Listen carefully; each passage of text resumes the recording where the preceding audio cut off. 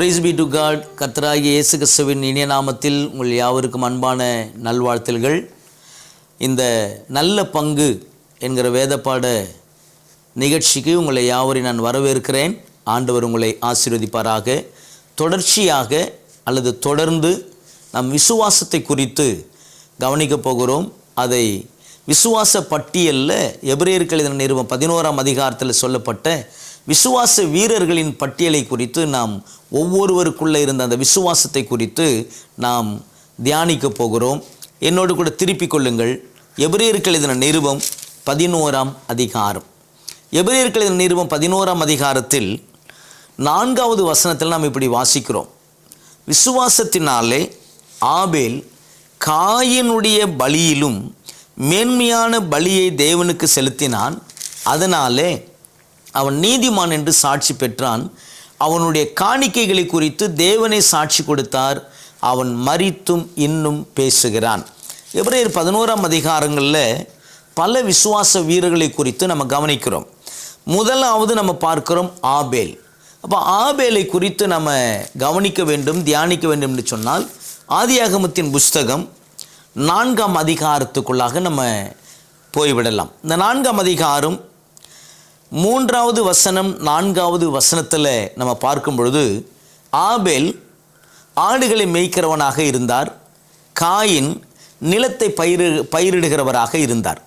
2 பேரும் தேவனுக்கு காணிக்கைகளை கொண்டு வருகிறார்கள். அதில் என்ன வித்தியாசப்படுகிறது என்றால் 4வது வசனத்தில் பார்க்கும் பொழுது ஆபேலும் தன் மந்தையின் தலையீற்றுகளிலும் அவைகளில் கொழுமையானவைகளிலும் சிலவற்றை கொண்டு வந்தான். ஆபேலையும் அவன் காணிக்கையும் கர்த்தர் அங்கீகரித்தார். 3வது வசனத்தில் பார்க்கிறோம், காயின் நிலத்தின் கனிகளை கர்த்தருக்கு காணிக்கையாக கொண்டு வந்தான். அப்போ 2 பேரும் காணிக்கைகளை கொண்டு வந்தார்கள் என்பதில் யாதொரு மாற்றமும் இல்லை. அவர் நிலத்தின் கனிகளை கொண்டு வருகிறார். ஆபேல் தலையீற்றுகளில் இருக்கிற கொழுமையான சிலவற்றை அவர் கொண்டு வருகிறார். இங்கு அந்த காணிக்கை அங்கீகரிக்கப்படுவதற்கு 4வது வசனத்தில் பார்க்கிறோம், ஆபேலையும் அவன் காணிக்கையும் தேவன் அங்கீகரித்தார். அப்போ காணிக்கை அங்கீகரிக்க வேண்டும் என்று சொன்னால் முதலாவது காணிக்கை செலுத்துகிற நபர் அங்கீகரிக்கப்பட வேண்டியது அவசியம். ஏன் காயின் அங்கீகரிக்கப்படவில்லை என்று சொல்லி நம்ம பார்ப்போம். ஏன்னா அதே அதிகாரத்தில் சொல்லப்படுகிறது 5வது வசனத்தில், காயினையும் அவன் காணிக்கையும் அவர் அங்கீகரிக்கவில்லை. அப்பொழுது காயினுக்கு மிகவும் எரிச்சல் உண்டாகி அவன் முக நாடி வேறுபட்டது என்று பார்க்கிறோம். அப்போ இந்த காயினுக்குள்ள இருக்கிற அந்த எரிச்சல், ஒருவேளை அது உங்களுக்கு எனக்கு தெரியாமல் இருக்கலாம். இந்த காணிக்கை அங்கீகரிக்கவில்லை என்று சொன்ன மாத்திரத்தில் அந்த காயினுக்குள்ள இருக்கிற எரிச்சல் வெளிப்படுகிறது. சகோதரனை பகைக்கிற எண்ணங்கள் வருகிறதை நம்ம பார்க்கிறோம். நம்முடைய ஆண்டவர் மத்தேயு 5ஆம் அதிகாரத்தில் சொல்லும்பொழுது சொல்லுகிறார், உன் சகோதரனிடத்தில் குறை இருக்குது, உன் சகோதரனோடு நீ சமாதானம் ஆகாமல் யாதொரு காணிக்கையும் கொண்டு வந்து எனக்கு படைக்க வேண்டாம் என்று சொல்லி ஆண்டவர் சொல்லுகிறார், உன் காணிக்கை வைத்து விட்டு உன் சகோதரனோடு கூட ஒப்புரவாக என்று. அப்போ எதை நாம் இங்கே கற்றுக்கொள்ளுகிறோம் என்று நம்ம பார்ப்போம். ஏனால் காணிக்கையை காட்டிலும் காணிக்கை செலுத்துகிற நபர்கள் மிக முக்கியமானவர்கள் என்பதை நாம் அறிந்து கொள்ளுகிறோம். ஆகையால் எனக்கு அன்பான தேவ பிள்ளையே, நாம் காணிக்கைகளை செலுத்தும் பொழுது நாம் தேவனுக்கு முன்பாக சரியாக அல்லது சகோதரனோடு கூட ஒப்புரவான பிறகு காணிக்கை செலுத்துவது நல்லது. அது நிமித்தம் காணிக்கை அங்கீகரிக்கப்படுது.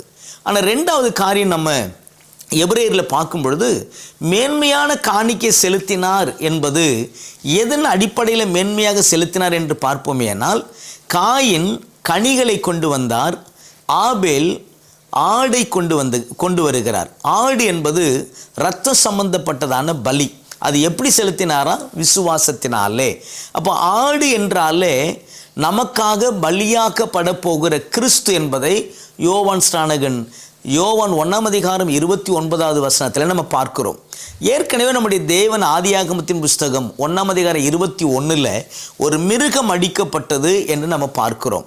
அப்போது இந்த இரத்த சம்பந்தமான அந்த பலி யாரை குறிக்கிறது என்றால் கிறிஸ்துவை குறிக்கிறது.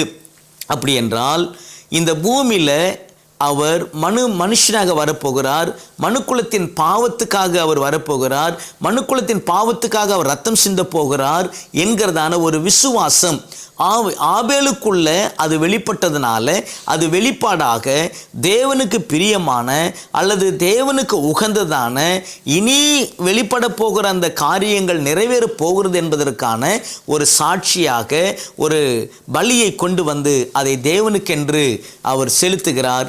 அந்த பலி தேவனால் அங்கீகரிக்கப்படுகிறது.